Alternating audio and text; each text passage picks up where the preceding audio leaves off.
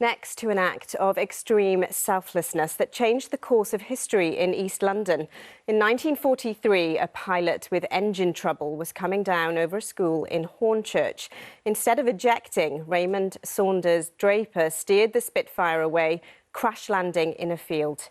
He died, but his actions meant 1,000 children survived. Sam Holder reports.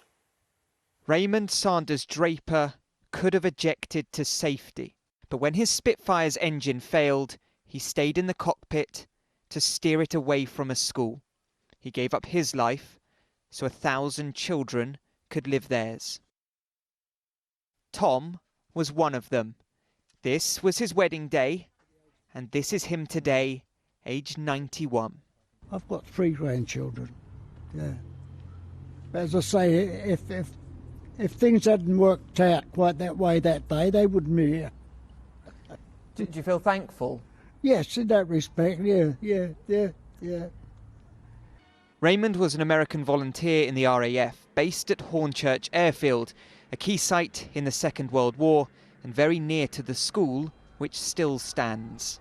To give you an idea about just how big a difference Raymond's actions made that day, when his plane finally came to a stop, it was resting against this wall here. The children were able to return to lessons half an hour later. The school was renamed the Saunders Draper in memory, but in recent years it was shortened to just the Saunders. Now, on the 78th anniversary, the current head teacher wants to change it back and make Raymond's sacrifice a central part of the school's identity. It's much more than changing the name. I think he shows and inspires all of us that everyone can be a hero, and it's about us thinking about our actions and our decisions to try and then not sacrifice ourselves, but to do what the right thing is in the right situation.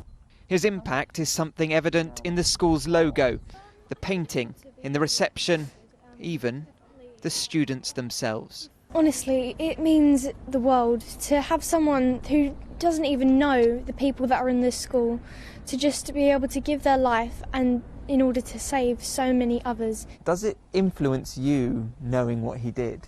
Whenever I feel like I'm struggling or I feel like this is the time to give up, I think of what he did and how respectful he was to the school and how generous he was to so many others.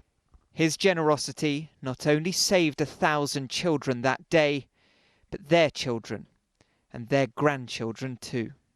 Sam Holder, ITV News.